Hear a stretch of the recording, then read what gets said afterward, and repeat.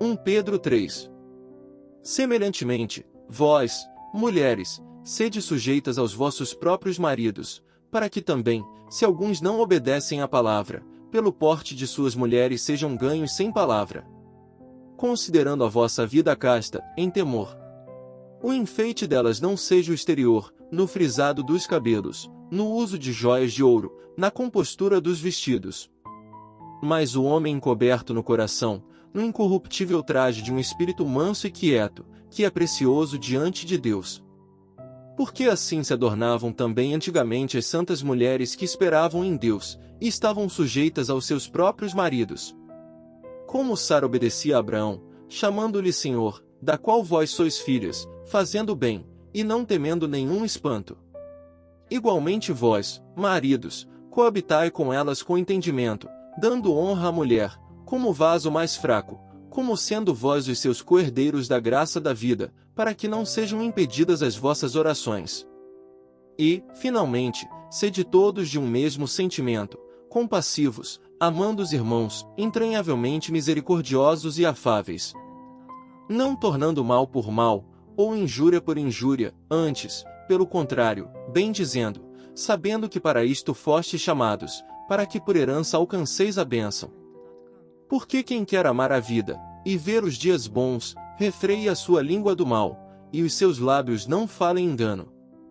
Aparte-se do mal, e faça o bem, busque a paz, e siga-a. Porque os olhos do Senhor estão sobre os justos, e os seus ouvidos atentos às suas orações, mas o rosto do Senhor é contra os que fazem o mal. E qual é aquele que vos fará mal, se fordes seguidores do bem? Mas também, se padecerdes por amor da justiça, sois bem-aventurados. E não temais com medo deles, nem vos turbeis. Antes, santificai ao Senhor Deus em vossos corações, e estais sempre preparados para responder com mansidão e temor a qualquer que vos pedir a razão da esperança que há em vós. Tendo uma boa consciência, para que, naquilo em que falam mal de vós, como de malfeitores, fiquem confundidos os que blasfemam do vosso bom porte em Cristo. Porque melhor é que padeçais fazendo bem, se a vontade de Deus assim o quer, do que fazendo mal. Porque também Cristo padeceu uma vez pelos pecados, o justo pelos injustos, para levar-nos a Deus, mortificado, na verdade, na carne, mas vivificado pelo Espírito. No qual também foi, e pregou aos espíritos em prisão, os quais noutro tempo foram rebeldes, quando a longanimidade de Deus esperava nos dias de Noé, enquanto se preparava a arca, na qual poucas, isto é, 8, almas se salvaram pela água. Que também, como uma verdadeira figura, agora vos salva, o batismo, não do despojamento da imundícia da carne, mas da indagação de uma boa consciência para com Deus, pela ressurreição de Jesus Cristo, o qual está à destra de Deus, tendo subido ao céu, havendo-se-lhe sujeitado os anjos, e as autoridades, e as potências. 1 Pedro 4. Ora, pois, já que Cristo padeceu por nós na carne, armai-vos também vós com este mesmo pensamento, que aquele que padeceu na carne já cessou do pecado. Para que, no tempo que vos resta na carne, não vivais mais segundo as concupiscências dos homens, mas segundo a vontade de Deus.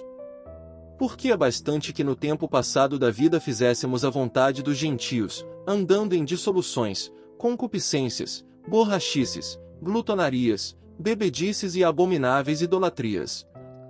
E acham estranho não correrdes com eles no mesmo desenfreamento de dissolução, blasfemando de vós, os quais hão de dar conta ao que está preparado para julgar os vivos e os mortos. Porque por isto foi pregado o Evangelho também aos mortos, para que, na verdade, fossem julgados segundo os homens na carne, mas vivessem segundo Deus em espírito. E já está próximo o fim de todas as coisas, portanto sede sóbrios e vigiai em oração.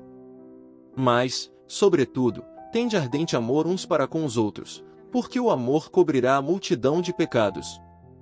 Sendo hospitaleiros uns para com os outros, sem murmurações. Cada um administre aos outros o dom como recebeu, como bons dispenseiros da multiforme graça de Deus. Se alguém falar, fale segundo as palavras de Deus, se alguém administrar, administre segundo o poder que Deus dá, para que em tudo Deus seja glorificado por Jesus Cristo, a quem pertence a glória e poder para todo sempre. Amém. Amados, não estranheis a ardente prova que vem sobre vós para vos tentar, como se coisa estranha vos acontecesse.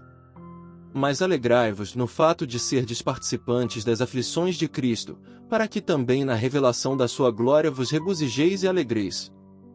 Se pelo nome de Cristo sois vituperados, bem-aventurados sois, porque sobre vós repousa o Espírito da glória e de Deus. Quanto a eles, é ele, sim, blasfemado, mas quanto a vós, é glorificado.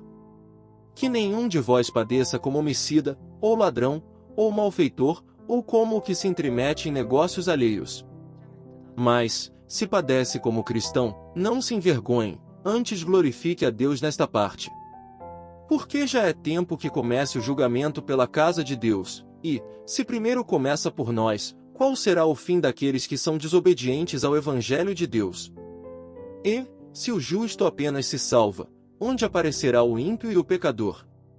Portanto também os que padecem segundo a vontade de Deus encomendem-lhe as suas almas, como ao fiel Criador, fazendo o bem.